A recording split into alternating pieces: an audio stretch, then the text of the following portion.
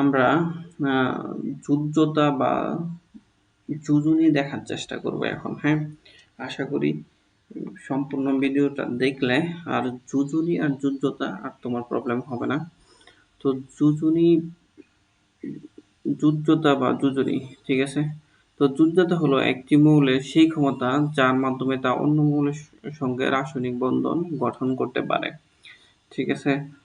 সোজা ভাষায় যদি তুমি বলতে চাও, একটি পরমাণু কতটি ইলেকট্রন গ্রহণ করে, ত্যাগ বা ভাগ করে, এখানে ভাগ বলতে শেয়ার করে, আমরা যা বুঝি আর কি, ত্যাগ বা শেয়ার করে, বন্ধন গঠন করে, সেটি তার যুদ্ধতা।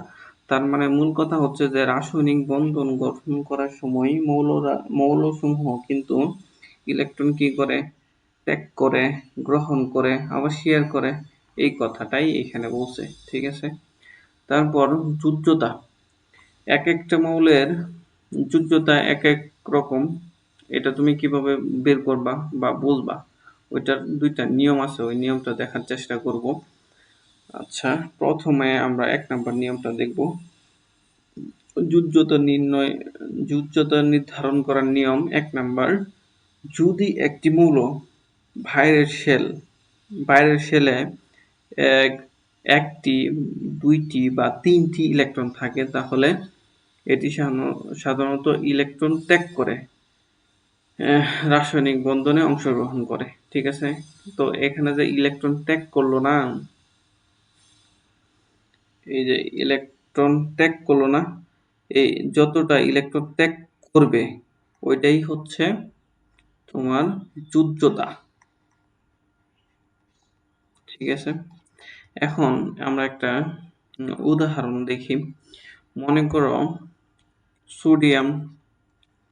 সোডিয়াম এর পারমাণবিক সংখ্যা 11। তাহলে এটার যদি আমরা ইলেকট্রন গুলা দেখতে চাই, প্রথম শেলে আছে 2টি ইলেকট্রন, পরের শেলে আছে 8টি ইলেকট্রন এবং সর্বশেষ শেলে আছে 1টি ইলেকট্রন।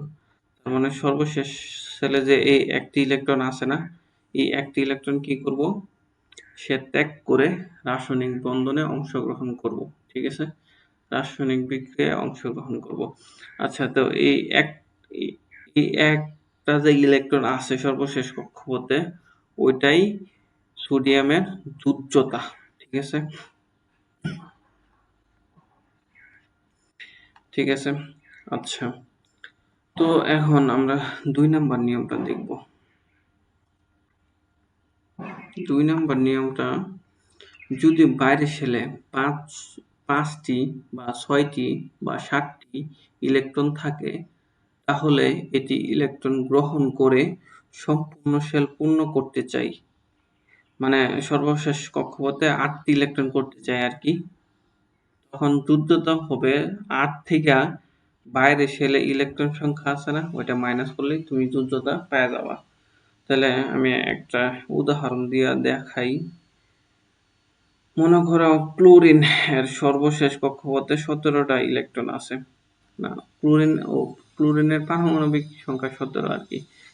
আচ্ছা, তো প্রথম কক্ষপথে 2টা, পরে 8টা, পরে কক্ষপথে 7টা, ঠিক আছে? তাহলে এখানে সর্বশেষ কক্ষপথে ইলেকট্রন সংখ্যা কয়টা? 7টি, ঠিক আছে?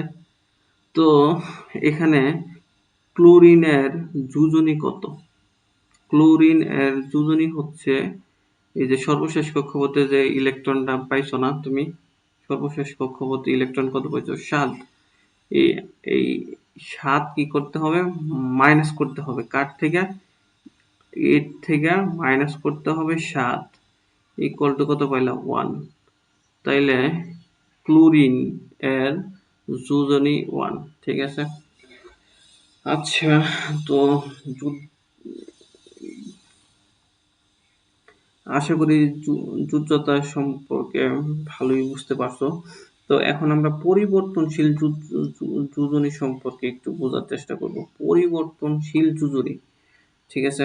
পরিবর্তনশীল যোজনী সম্পর্কে আমরা এখন একটু বোঝার চেষ্টা করব। তো প্রথমে লোহা পরিবর্তনশীল যোজনী প্রদর্শন করে কারণ এটি দ্বিভক মৌল আর কি। আচ্ছা আমরা একটু দেখে নিই রেকর্ড হইতেছে কিনা।